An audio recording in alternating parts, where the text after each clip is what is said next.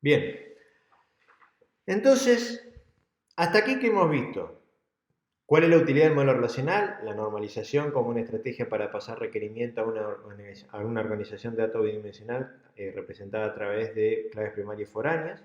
El lenguaje de consulta estructurado que nos permite consultar esa base de datos organizada relacionalmente.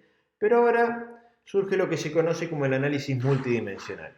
El análisis multidimensional emerge para hacer frente a ciertas cuestiones que el modelo relacional no podía a priori dar una respuesta acabada, si se quiere, debido a que en realidad surge para otra cosa. El modelo relacional surge para dar soporte a las transacciones y a la registración continua. En cambio, el modelo multidimensional tiene por objetivo orientarse a responder consultas ad hoc, a medida, no estructuradas, no basadas en SQL. Y ya ahí tenemos una diferencia muy grande. Fíjense en que para escribir un SQL nosotros tenemos que conocer cuál es la estructura, cuál es la clave primaria, cuál es la clave foránea, etc. Y tenemos que hacer un cruzamiento de datos antes de responder una consulta dada en SQL. En cambio, en el modelo multidimensional nosotros tenemos hechos y dimensiones. El hecho son un conjunto agregado resumido de las transacciones que me interesa analizar, no necesariamente al mismo nivel de detalle que están en un sistema transaccional, a la cual yo quiero analizar desde distintos puntos de vista y estos puntos de vista se denominan como dimensiones.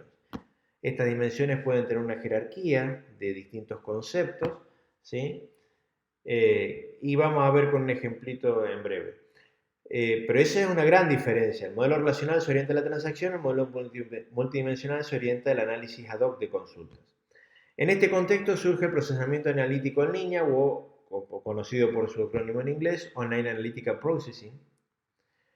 ¿Y cuáles son, fíjense sintéticamente, la diferencia entre OLAP y OLTP? Mientras que OLAP almacena los grandes volúmenes de datos históricos porque se orienta a ello, OLTP, basado en el modelo relacional, se focaliza principalmente en los datos vigentes, actuales. Piensa en un supermercado. Les interesa la transacción, lo que están vendiendo en este momento, no toda la historia de lo que vendió. Para toda la historia estará otro esquema.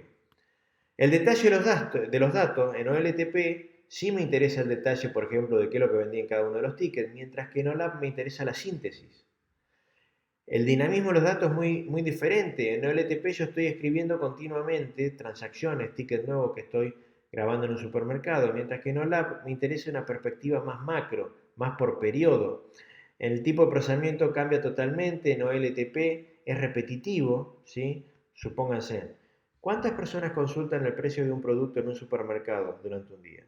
Un montón. Y siempre es la misma pregunta. Llevan un producto, muestran el código de barra al aparato y el aparato le devuelve el precio. Esa es una típica consulta repetitiva. Ahora, fíjense por otro lado la consulta OLAP. ¿Cuál será la evolución de las ventas considerando los tercer trimestres de los últimos 5 años? ¿Ustedes se imaginan una persona en un supermercado preguntándole eso al sistema? Claramente no. Y ahí que nos vamos a dar cuenta que las consultas OLAP a medida están orientadas no a un nivel operativo, sino que están orientadas más que nada a mandos gerenciales, personas que tienen que analizar el nivel táctico de la empresa, no la operatoria en detalle. Para la operatoria en detalle estarán los jefes de sección o los responsables en particular de la operatoria diaria cotidiana operativa.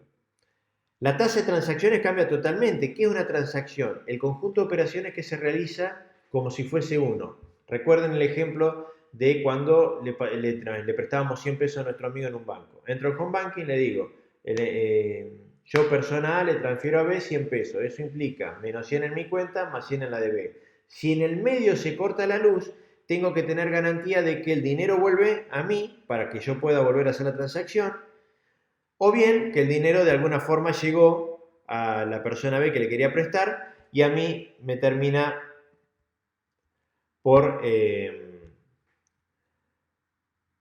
debitar el monto finalmente una vez que se le acreditó a mi amigo que le presté el dinero. A eso es la transacción. Bueno, ¿qué ocurre con el sistema transaccional? Las transacciones son altas porque está orientado específicamente a eso, mientras que en el sistema OLAP es baja, porque, o sea, una vez que nosotros tenemos la vista consolidada de los datos, me interesa consultar, no estar grabando a cada rato.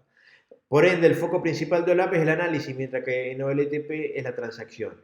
Y la transacción en términos de volumen de usuarios es elevada en los sistemas transaccionales. Imagínense cuántos cajeros, cuántas personas preguntando precios, cuántos supervisores, cuántas empresas logísticas interactúan con el sistema de facturación de un supermercado por día, mientras que en OLAP básicamente el volumen de usuarios es bajo porque está acotado a los mandos gerenciales o intermedios. En este contexto, fíjense en cómo es la perspectiva de un modelo en estrella o en copo de nieve, como sabe denominarse en la jerga del análisis multidimensional.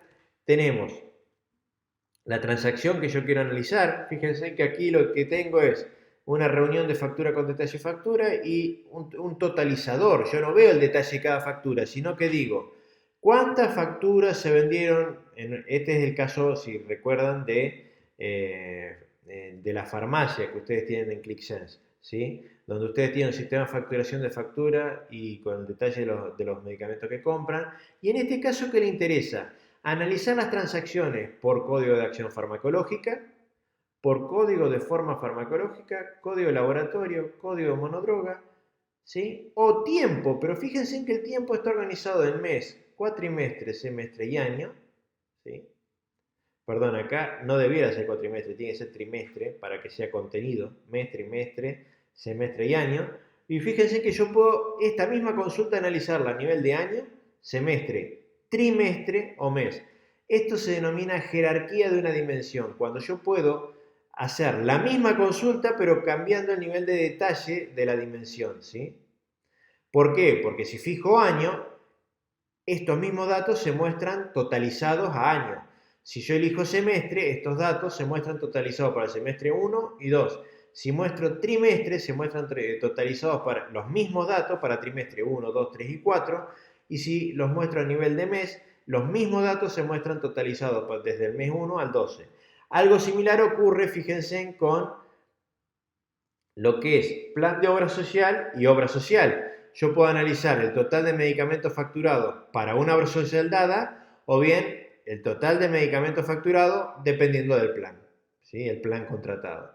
Es decir, el contenido del dato es el mismo. ¿Qué es lo que ocurre? La lupa. Una cosa es ponerlo a nivel de plan de la obra social u otra es ponerlo a nivel de toda la obra social que contiene todos estos planes, ¿sí? Ahí es donde nosotros vemos lo que se conoce como cambio en los niveles de granularidad, ¿sí? Una cosa verlo a nivel de año, semestre, trimestre, tachen cuatrimestre, o mes, y otra cosa es verlo a nivel de plan, de obra social o de plan, a la misma información. ¿Qué estamos haciendo básicamente en el análisis multidimensional? Filtrar. ¿Ustedes esto cómo lo ven? En un Excel, como una tabla dinámica, básicamente. El concepto de tabla dinámica deriva en realidad de OLAP, ¿sí?